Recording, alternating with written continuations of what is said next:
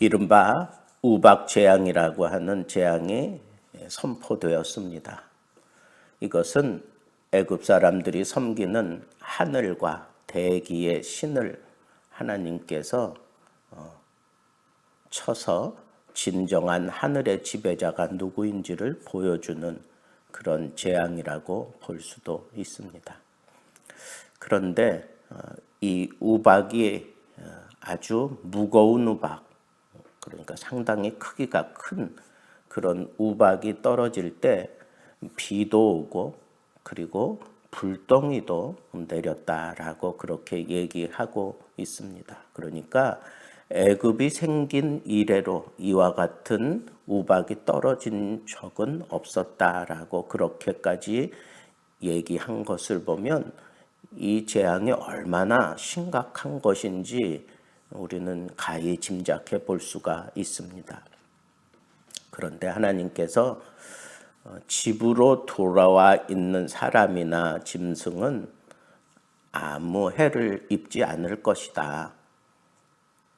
이 말씀을 듣고도 여전히 집으로 돌아오기를 거부하고 그냥 들에 방치시켜 둔 사람이든 아니면 짐승이든 그 어떤 것이든 다 심판을 받게 되어 있다라고 그렇게 얘기를 했습니다.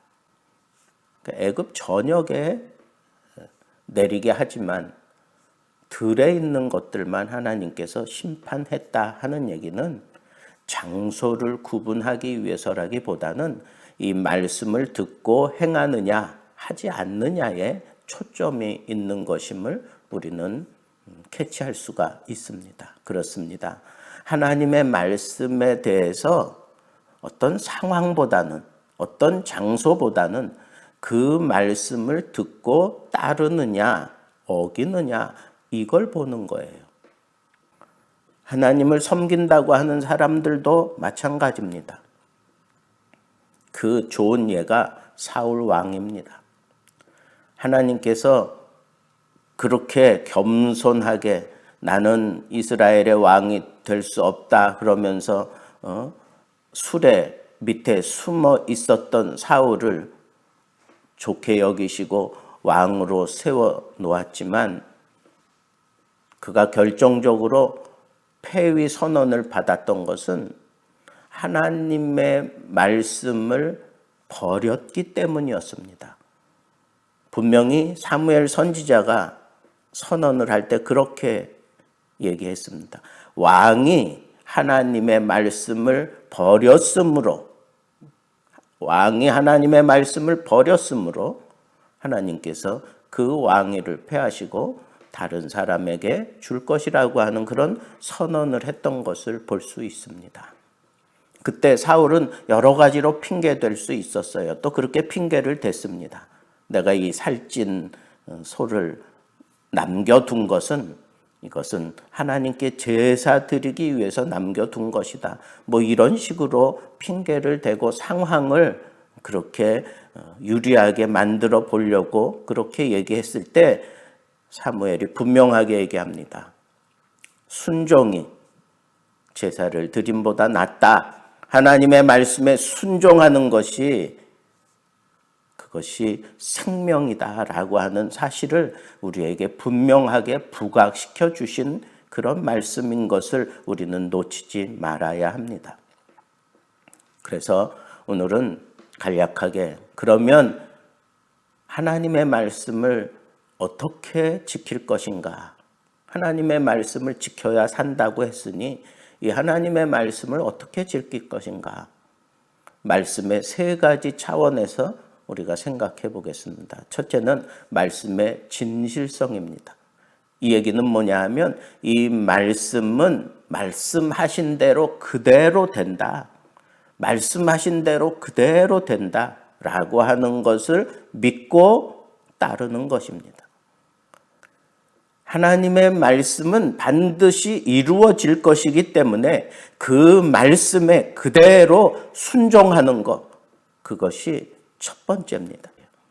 하나님의 말씀은 진실하기 때문에 반드시 이루어질 것을 믿고 우리의 상황이 어떻든지 간에 그 말씀대로만 살아야 합니다. 그 말씀대로만 살아야 하는 거예요. 둘째는 하나님의 말씀의 엄중성입니다.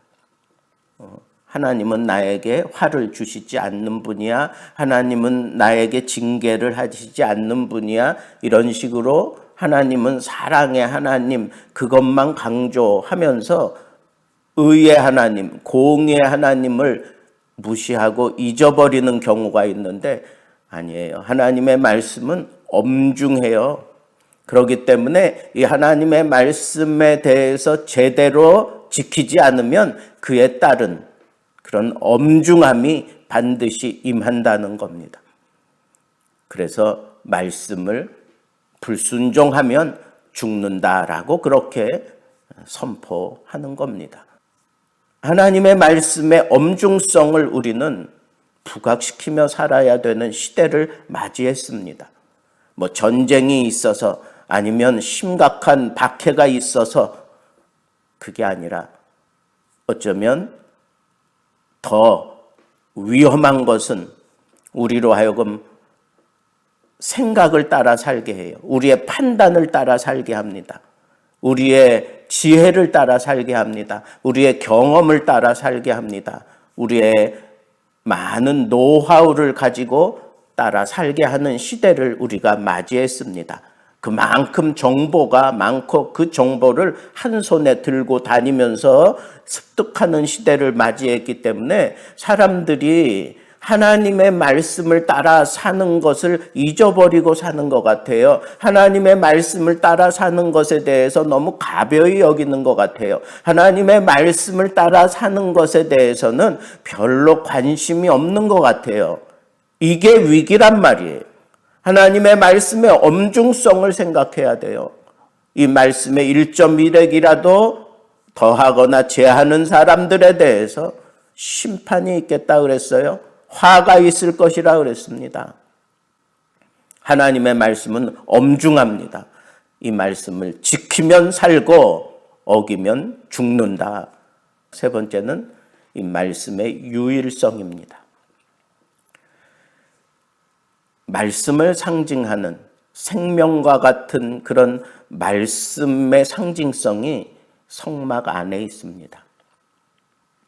성소에는 하나님의 말씀을 통한 예수 그리스도만 있어야 되는 거예요.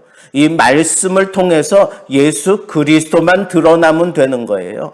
예수 그리스도를 통해서 이 말씀을 취한 자들은 생명을 얻고 이 말씀을 어긴 자들은 심판을 받고 멸망당하는 거예요. 그것이 바로 말씀의 유일성이에요. 말씀을 통해서만 우리의 생명을 유지시켜주는 것이고 생명을 얻을 수 있는 거예요. 이 말씀 외에는 없어요.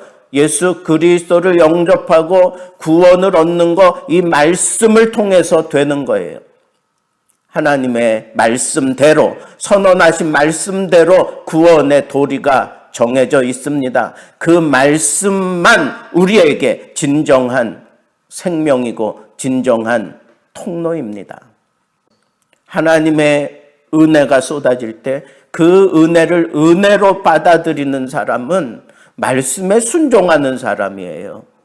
그러나 하나님의 말씀을 가벼이 여기고 하나님의 말씀을 순종하지 아니하는 사람은 은혜를 은혜로 알지 못합니다. 은혜의 혜택을 얻지 못합니다.